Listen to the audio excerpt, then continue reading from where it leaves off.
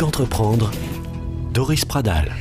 Merci d'être avec nous sur Radio Présence. Et il n'y a que des femmes autour de cette table pour cette émission consacrée au réseau. Marie-Christine Monnoyer vient de nous rejoindre en tant que spécialiste de l'éthique sur Radio Présence. Alors Marie-Christine, le mot réseau vous inspire? Première question à nos invités.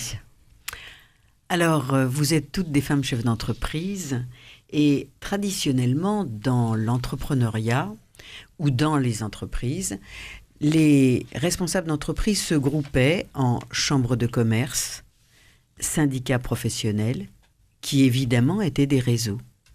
Et vous avez choisi autre chose. Est-ce que c'est parce que les femmes sont plurielles ? Alexia. On n'est pas du tout contre se fédérer aussi avec les chambres de commerce et autres, et les syndicats. Oui, parce que les femmes sont plurielles, parce que c'est aussi je pense qu'il y a aussi une question de génération et de manière de communiquer à l'heure actuelle. On est peut-être dans quelque chose de plus ouvert, de moins traditionnel. On a envie aussi d'être dans quelque chose de peut-être plus accessible, qui mélange effectivement nos vies. Donc autant qu'on partage des bons moments, que ça soit convivial, qu'on soit dans cet état d'esprit, en tout cas dans les réseauteuses. Encore une fois, il y a des réseaux beaucoup plus professionnels que nous. Mais nous, c'est plutôt une ambiance sympathique. On parle d'entrepreneuriat de manière assez détendue. Oui, moi je me permets d'intervenir parce qu'il y a une certaine... Je pense qu'on est effrayés par les syndicats, les chambres de commerce. C'est compliqué pour nous, c'est beaucoup de mots et beaucoup de lois, beaucoup de droits. Et je pense que les réseauteuses sont beaucoup plus palpables et abordables. On va avoir le même langage que par rapport à toutes ces grandes institutions qui nous demandent beaucoup, qui donnent peu. En tout cas, c'est l'image qu'on en a aujourd'hui. Vous travaillez seule pour la plupart ? Oui, mais on ne se sent pas seul. Justement, ouais. Moi je me sens absolument pas seule, j'ai jamais pu à ce jour, je n'ai jamais eu besoin de prendre un bureau, d'avoir pignon sur rue parce que je travaille de chez moi mais je suis au téléphone, je suis avec mes mails et je suis connectée au monde entier, très honnêtement. Je travaille avec Londres, on Skype aujourd'hui et on met des projets en place très très facilement, donc la solitude, non. Ça n'existe pas chez les réseauteuses. Non. Marie-Christine, une autre question donc à nos réseauteuses. Alors, moi j'avais beaucoup aimé le mot femme plurielle parce que justement, la difficulté pour les femmes d'aujourd'hui de se lancer dans la vie de l'entrepreneuriat, c'est souvent cette crainte de la solitude ou cette crainte des structures et des organismes que vous venez de citer. Et donc...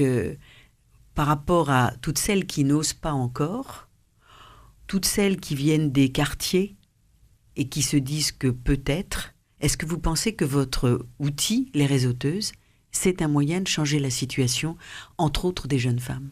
Alors moi, je suis très très investie sur les quartiers. On a fait un forum des métiers à destination des jeunes filles des quartiers, des collégiennes lycéennes, en partenariat avec l'ENAC.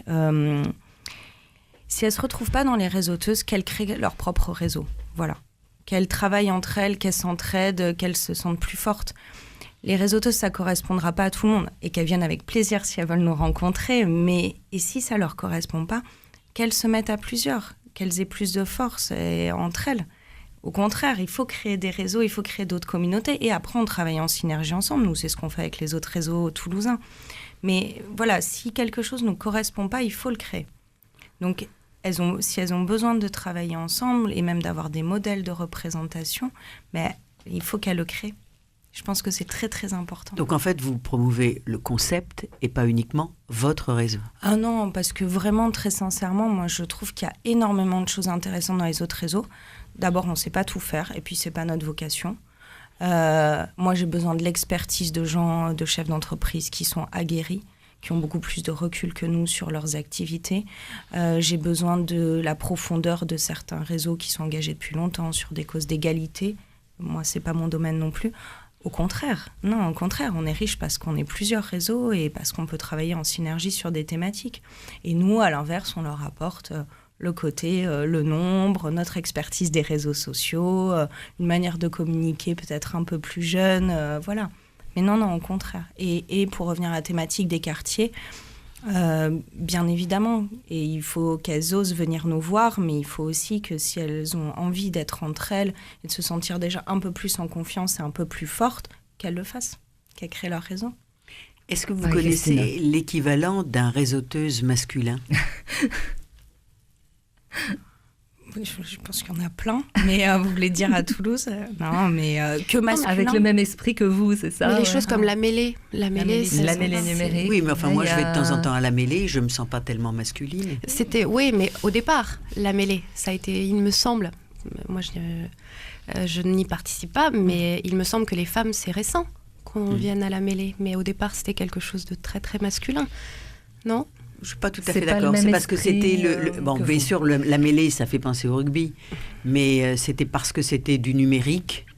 Et peut-être qu'il y a 10 ans, le numérique était moins investi par les femmes. Mais bon, il y a plein de réseaux comme ça. J'ai pas les noms qui me viennent. Après, uniquement masculin, vous voulez dire? Non. Si vous voulez, ce qui est très intéressant dans votre idée, c'est l'entrepreneuriat au féminin ensemble. Et au fond, l'entrepreneuriat au masculin, ça existe aussi, heureusement. Complètement. Mais nous, on a des hommes autour de nous ils s'appellent les réseauteurs de l'ombre, entre eux. Ils sont cachés, du coup. Non, mais bien évidemment, moi, je ne suis pas du tout pour l'exclusion de manière générale. Et il y a des hommes aussi qui créent, qui sont indépendants, des photographes ou qui gravitent dans le milieu autour de l'univers féminin et qui se reconnaissent complètement parce qu'ils sont jeunes, parce qu'ils ont envie de se faire connaître. Alors moi, on les trouve beaucoup dans les espaces de coworking quand même, la cantine de la Mêlée. Il y a un espace de coworking qui s'appelle Étincelle qui a ouvert à Toulouse. Il y a des réseaux qui sont un peu plus sur quelque chose, par exemple les lundis de l'entreprise, qui sont sur du ludique. C'est-à-dire qu'on a des jetons et on échange des cartes de visite. Donc, des réseaux masculins peut-être de manière un peu plus générale, mais qui sont bien évidemment ouverts aux femmes et qui sont sur quelque chose peut-être de moins traditionnel en tout cas. Voilà, de plus professionnalisant ou professionnel, manière au sens classique du terme. Comment vous allez grandir, Alexia?